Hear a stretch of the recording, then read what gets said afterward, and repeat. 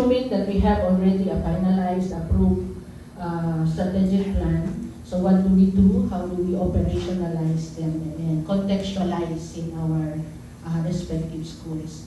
So we call this short. This is going to be short, just an hour and maybe 1.5 hours. So operationalizing your strategic plan, turning plans into reality.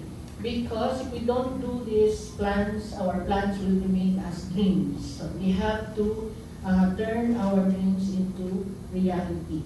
So, but before we go into that, there's a bit of, let me attempt to delineate between the strategic plan and the operational plan. Because these are two documents.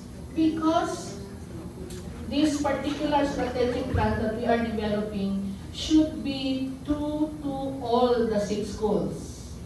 And the tricky part is that the different schools are at different stages because a school has a life cycle.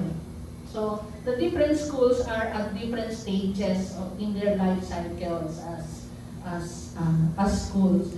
So that this becomes a bit tricky. Kasi we want a strategic plan that is general enough so that each school, no matter on what stage they are, can contribute to that strategic plan, can use that strategic plan. So we want the strategic plan to be a bit general so that it is applicable to all the different schools. So that the strategic plan, so because we have decided that it's going to be 3 years, it's long term compared to an operational plan. Usually the operational plan is annual, although some would say 6 months, but usually, especially for schools, it's annual because we also go school year. So an operational plan is good for 1 school year. So our strategic plan will be good for 3 years. By the way, congratulations, you have identified for yourselves so many things to do in 3 years. So actually, you will need to revisit because some of these things we might not be able to do in 3 years. So, yeah, well, it's good to be ambitious, but kasi later, we will have to evaluate, at the end of the 3 years, we will have to evaluate which among the goals, which among the strategies, the actions that we have set for ourselves for the next 3 years, we were able to achieve. And if we have set too many, so we might not be very happy with the results after 3 years. So we need to prioritize. So yung prioritization is a very important aspect of strategic planning. So we need to identify the most important things to focus on. Focus on what matters most. So, yun yung So, high level, our strategic plan high level, the focus, vision, mission, goals, and the goals should be more outcome impact focused. And the strategy should be a bit broad so that they are flexible. Kasi we want flexibility so that they are applicable to all schools. And then, of course, the KPI should be aligned specifically to our goals because the KPIs will tell us whether we can be happy or we should not be happy. Kasi they will tell us whether we are able to achieve our goals or not. So these are metrics, pwede qualitative, pwede quantitative. While for the operational plan, more specific. By the way, so listening to you, I'm happy kasi the operational planning will be very easy because some of you have already identified very specific actions. So if you have these actions already, you just need to find an umbrella term that will serve as strategy for these very specific actions. But I think many of the things are specific actions. So, nandun na sila sa operations. You can put them. Do not lose them. Do not lose whatever output you're able to generate. Because many of the things in your output are already actions that can be placed. Although some actions may be doable by only some institutions. So, yeah. So for operational planning, it's short term, 1 year. What we put there are more specific items, unlike in the strategic plan. The strategic plan, we have high-level objectives there, high-level items. And the focus in operational planning would be we identify specific actions in line with our identified strategies and goals in the strategic plan. And then we also specify already persons responsible for the identified actions and budget allocation. We need to specify budget allocation because a plan without an action plan without budget allocation will likely not happen. So we really have, while planning, we really have to think whether there is budget available for that. Whether there is a source maybe outside of the school that we can tap so that that budget can be made available for the specific action. So even if while we are just planning, we already think of budget. And then we have time frame. So it's good to calendar, to put a time frame so that we have a basis for saying whether we are doing what we are supposed to do. Kasi that will be like our reference. So from time to time, we need to revisit. Maybe every month, where are we in this plan? Have we done this? Or supposed to start working on this already? So take note of things that through this document, we can take note of things that we have already done and the things that we still need to do. So basically, this is tricky, especially in the stating of in the statements of the goals, the strategies, and the action. So just to, again, attempt to delineate, goals are general, high level, and focus on outcome or impact. So what do we want to see? Although we say that's metaphorical, where do we want to go? But basically what we are asking there is, what do we want to achieve? Maybe what kind of graduates do we want to have? Or what kind of infrastructure do we want to have? So, actually more of outcome or impact. Mas mahirap ang impact kasi the impact will take a bit of time. So like 3 years impact. Outcome, so mas siya, immediate, maybe after doing something, so you have a particular outcome. But when you say impact is deeper and it's actually difficult to assess. So when we're planning, when we are at the act of planning, we also already think of evaluating. That's why what we put in the plan should be measurable. So strategies should be general enough so they are flexible, specifically for this, for the context of ICAS. Kasi the strategic plan that we are generating should be applicable to all. So it must be flexible. So we allow the schools, so given this strategy, we allow the school to think for themselves how they go about using that strategy, what they need to do, given their context, given available budget. So it's mid-level, and the focus is on approach, method. While sa actions, these are specific, of course, action-oriented or task-oriented. The focus will be specific programs. What specific programs do you come up with? What particular initiatives? What particular tasks? What particular activities? What particular policy to develop? So, mas specific that. But, doable in 1 year.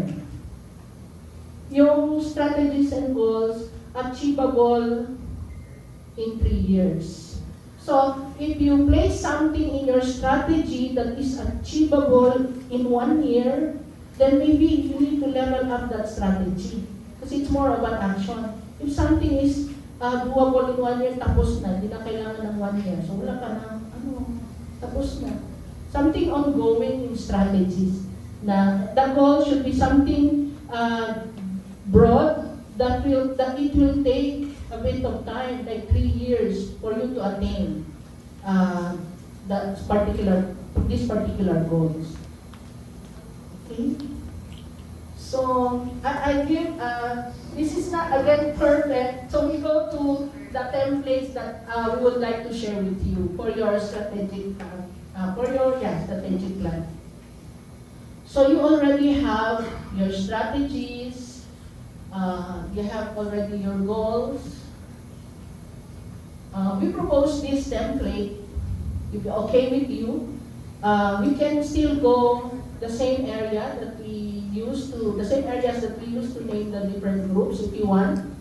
Although I would suggest, kasi for formation, although it's group 8 no formation, because in PCSS, area 1 is really Catholic identity and mission. So you might want to particularize the term formation to Catholic identity and mission and consider that as area 1.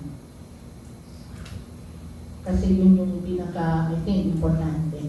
And then, this is just a sample. Kaya nandun talaga, sample only. For example, if the goal is to strengthen the Catholic identity and mission. So take note that the focus is on the Catholic identity. It's the being, the Catholic identity and mission engagement of ICAS. We want to strengthen. Kasi may styling din na involved dito.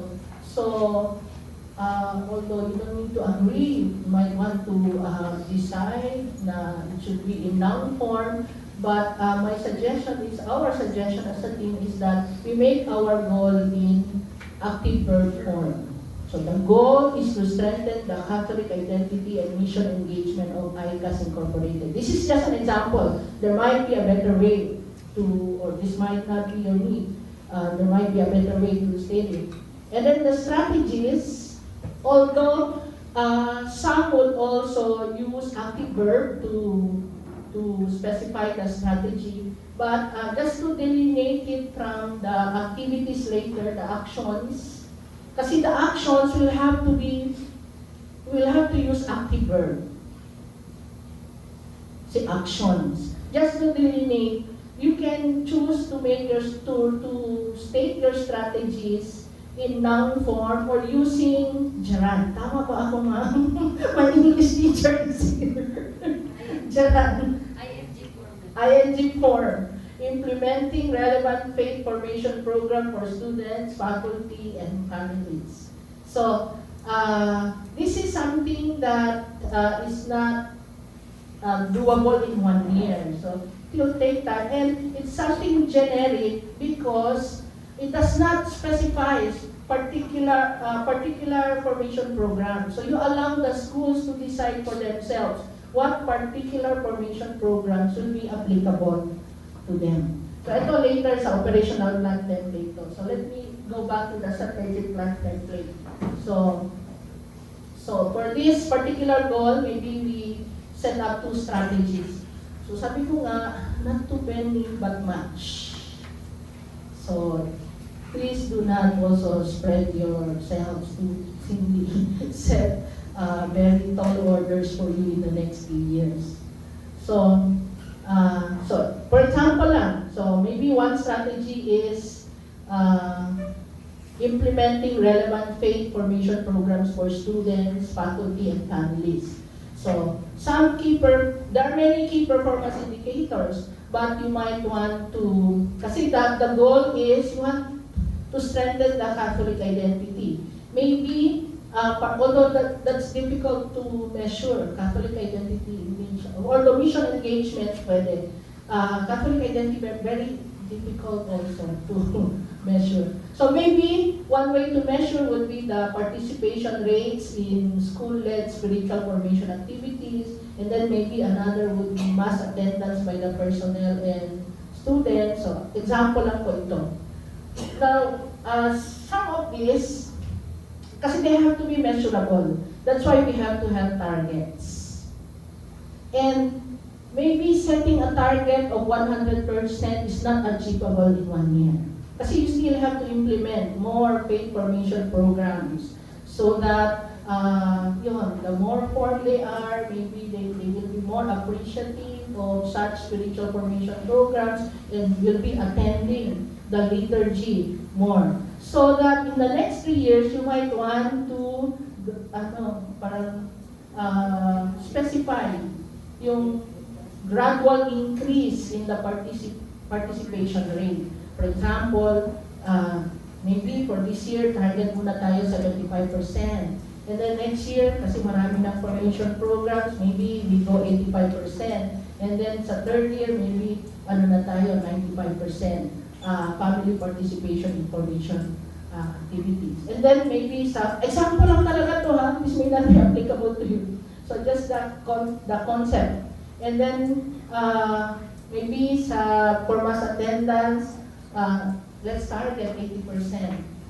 By the way, hindi ko ginawa 100% yung sa 2020 kasi sometimes it's impossible to have 100% attendance kasi there are many things, many factors that may affect attendance. Pero ito hindi required. Sana they go because they want to go.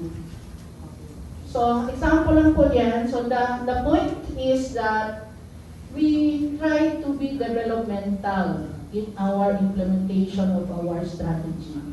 Kasi maybe a goal cannot be attained in 3 years or a strategy cannot be completely implemented in just overnight. So, kailangan natin And also for budget consideration, so for budgeting purposes. So, ang lang natin is, we try to make our goal manageable and achievable. So this year, pertaining to this goal, what can we do and what can we achieve? Next year, so after having done some things, first year, what do we do next? So developmental and strategic. So we try to make our implementation of the strategic plan developmental and strategic. So that they become, whatever we have placed for ourselves there, become manageable and achievable. And also, most importantly, for budgeting purposes. Kasi for example, you want, so ano ba yung sa Wi-Fi, kasi sa concern. So ano ba yung natin, bandwidth natin ay 500. Ano yung 500?